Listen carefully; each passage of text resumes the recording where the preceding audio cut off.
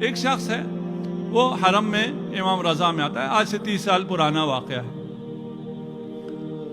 حرم امام رضا میں آتا ہے، اور کیوں آتا ہے؟ اس لیے کہ وہ بینک کرپٹ ہو گیا تھا، بزنس مین تھا، تہران میں ہوتا تھا، وہ بینک کرپٹ ہو گیا، اس کا سارا کاروبار ختم ہو گیا، اس کے قرضے اس پہ اتنے آ گئے، صبح شام قرض خواہ جو ہیں وہ دروازے پہ، اس پہ کیس، وہ مشکل میں آ گیا۔ اس نے اپنی بیوی سے کہا کہ کچھ پیسے جوڑو، میں امام کے پاس جاتا ہوں، مشہد جاتا ہوں، وہاں سے میں مدد مانگوں گا، شاید امام کوئی میری مدد کر دے، ہماری یہ مشکل شاید آسان ہو جائے۔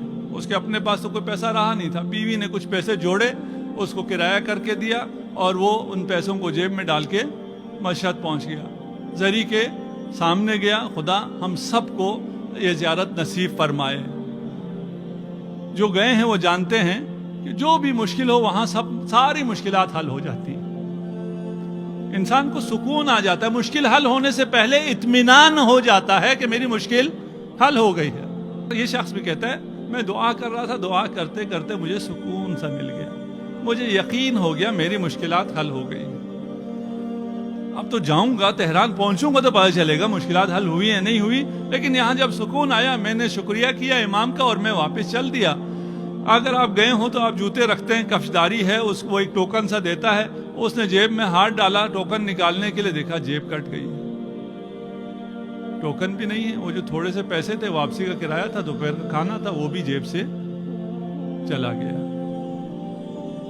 اب اس کے دل میں طرح طرح کے خیال آنا شروع ہو، میں امام آپ کو دینے والا سمجھ کے آیا تھا، یہاں تو آپ نے جو کچھ میرے پاس تھا وہ بھی لے لیا۔ کہا واپس جاتا ہوں، امام سے گلہ کرتا ہوں۔ زری کے سامنے آیا، سلام کیا،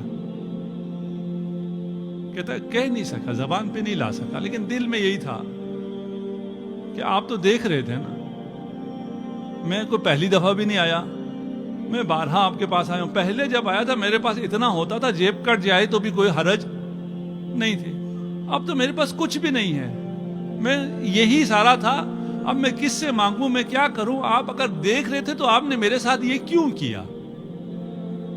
آپ نے یہ کیوں لینے دیا کسی کو؟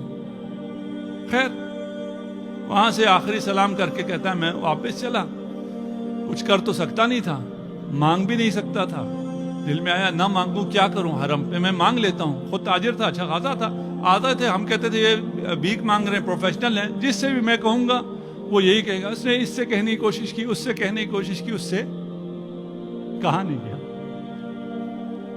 اس نے جیب میں ہاتھ ڈالا تو ایک سکہ اس کو ملا۔ اگر آپ 30 سال پہلے کی بات کرو، موبائل نہیں ہے اس زمانے میں، وہ سکے کا ٹیلی فون ہوتا تھا، سکہ ڈال کے فون کر، اس کے ذہن میں ایک خیال آ گیا کہ ایک سکہ ملا ہے، اسے میں ڈالتا ہوں بوتھ میں جا کر، ایک نمبر رینڈم ملا دیتا ہوں مشہد کا، وہ سامنے تو نہیں ہوگا نا، کم از کم شرم تو نہیں آئے گی، سامنے لوگوں سے مانگتے ہوئے شرم آ رہی ہے، اس سے میں مانگ لوں گا، اس کو کہوں گا کہ میں اس حالت میں آ گیا ہوں، اگر کر سکتے ہو تو مجھے دوپہر کھانا چاہیے، واپسی کا ٹکٹ چاہیے۔ اس نے فون کیا، کسی نے اٹھایا، ہیلو السلام علیکم، وعلیکم السلام، یہ میرا معاملہ ہے اور یہ میری مجبوری ہے، آپ میری مدد کر سکتے ہیں؟ اس نے پوچھا آپ کہاں سے بول رہے ہیں، کہاں ہیں؟ کہا میں فلکہ آپ پر ہوں اور یہ ٹیلی فون بوتھ ہے، اس سے میں فون کر رہا ہوں۔ کہا وہی رہنا، میں آ رہا ہوں۔ یہ خوش ہو گیا، چلیں پہلی ہی کال پہ ایک سے زیادہ تو کال کر نہیں سکتا تھا، ایک ہی چانس تھا، ایک ہی سکہ تھا، اس پہ جواب مل گیا، اور اس نے کہا کہ میں آتا ہوں، 10 منٹ گزرے، 15 منٹ گزرے، کوئی نہیں آیا، تھوڑا سا پھر مایوس ہو گیا کہ فون پہ اس نے تفصیل سے منع کرنے کے بجائے یہی کہا ہوگا میں آتا ہوں، انتظار کرو، نہیں آئے گا تو میں کیا کر لوں گا۔ کہتے ہیں تھوڑی دیر بعد ایک بڑی سی گاڑی رکی اور اس نے آواز دی کہ فلان صاحب آپ ہیں، آپ نے فون کیا تھا؟ کہا ہاں میں نے فون کیا تھا، آئیے تشریف لائیے، صاحب آپ کے انتظار میں ہیں۔ اور میں کہا اچھا یہ جو آیا ہے یہ ڈرائیور ہے، وہ تو جانتا نہیں ہے کون ہے، یہ کوئی ڈرائیور آیا ہے، چلیں کوئی اچھی پارٹی کو فون لگ گیا، کرایہ تو دے ہی دے گا، یہ کھانا بھی اچھا کھلا دے گا۔ اس نے گاڑی میں بٹھایا اور بہت بڑے سے بنگلے میں لے جا کے اس نے گاڑی پر پارک کی، اور وہ صاحب جو ہے مالک مکان وہ تیار انتظار میں ٹہل رہا ہے، آتے ساتھ ہی اس کے گلے لگایا، اس کا بڑا استقبال کیا۔ کہا ایسے استقبال کر رہا ہے جسے مجھے برسوں سے جانتا ہے، میں تو اس کو نہیں جانتا۔ بٹھایا، کھلایا، پلایا، تو کہا شکر ہے مجھے کھانا تو مل گیا، بس اب یہ پیسے دے دے واپسی کا کرایہ مانگتے ہوئے اب بھی شرم آ رہی ہے. ٹیلی فون پہ تو کہہ دیا تھا, سامنے کہنے. اس نے باتوں میں لگایا, ہاں بتاؤ تمہیں کیا ہوا, کیوں ایسے مجبور ہو گئے. کہا میں بزنس مین تھا, میرا خسارہ ہو گیا, بینک کرپٹ ہو گیا, 200 ملین کا مجھ پر قرض آ گیا اور کوئی حالات ٹھیک نہیں ہو رہے تھے, تو میں امام کے پاس آ گیا کہ امام میری مدد کریں. یہاں مدد تو نہیں ہوئی, جیب بھی کٹ گئی, جو تھا وہ بھی چلا گیا. کہا کتنا نقصان ہو گیا, کتنا قرض ہے تمہارا؟ کہا 200 ملین. اور کہا اگر اب تم اپنا بزنس صحیح کرنا چاہو تمہیں کتنا اور سرمایہ چاہیے کہ تم اپنا کام بھی کر سکو؟ 60-70 ملین ہو جائے تو وہ بھی چل جائے گا. کہا اب مجھے اجازت. کہا تھوڑی دیر ٹھہر جاؤ. چیک بک اس نے تیار رکھا ہوا تھا, ایک چیک کاٹا اور چیک مجھے پکڑایا 200 ملین. دوسرا چیک کاٹا 70 ملین. میں نے کہا یہ کیا ہے؟ اس وقت ایک بچہ داخل ہوا چائے لے کر. اس نے اس بچے کو گلے سے لگایا اور رونا شروع کیا. یہ کہتا ہے رونا تو مجھے چاہیے تھا, خوشی سے مجھے رونا چاہیے تھا, مجھے اتنا بڑا سرمایہ مل گیا اور دینے والا رو بھی رہا ہے, شکریہ بھی ادا کر رہا ہے.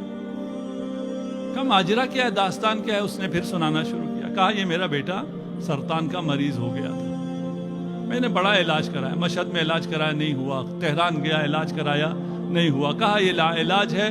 میں لندن چلا گیا, وہاں میں نے علاج کرانا شروع کیا, وہاں بھی سارے ٹیسٹ پازیٹیو آ رہے تھے اور کہا جا رہا تھا علاج نہیں ہے. آخری ٹیسٹ رہ گیا تھا کہ یہ اگر اس کا نیگیٹو آ گیا تو کوئی علاج شروع ہو سکے گا, نہیں تو یہ لا علاج ہے. وہاں کسی نے کہا کہ تمہیں دعا کرنا نہیں آتی کیا؟ ایک آدمی ایسی آیا کہ دعا کرو, کسی کو وسیلہ بناؤ, تمہارا بچہ اب ان علاج سے بچ نہیں سکتا. کہتا مجھے خیال آیا کہ میں نے دعا اس طرح تو نہیں کی. ہم دعا پڑھتے ہیں نا, کل ہو سکتا ہے ہم قیامت کو جا کے کہیں خدا سے, خدایا میں ہر جمعرات کو دعا پڑھتا تھا, میں ہر جمعرات کو دعائے کمیل پڑھتا تھا, اور فلاں قاری کے ساتھ جا کے جس کی بہت اچھی آواز ہے میں دعائے کمیل پڑھتا تھا. شاید ہمیں کہے دعا پڑھنے کے لیے کب کہا تھا, دعا کرنے کے لیے کہا تھا. تو نے دعا کی بھی کبھی؟ یہ صرف پڑھتے رہے. یہ کہتا ہے میں دعائے کمیل پڑھنے کے لیے تو بہت جاتا تھا, حرم بھی جایا کرتا تھا, لیکن دعا میں نے کی نہیں تھی. اس شخص نے جب کہا دعا کرو, کسی کو وسیلہ بناؤ, تو میں نے امام رضا کو وسیلہ بنایا. میں نے کہا امام اگر آپ نے میرے بیٹے کو شفاعت دی تو میں آپ کی زائر کی عزت کروں گا, آپ کے زائر کی حاجت روائی کروں گا. کہتے ہیں جو آخری ٹیسٹ آیا تو وہ نیگیٹو تھا.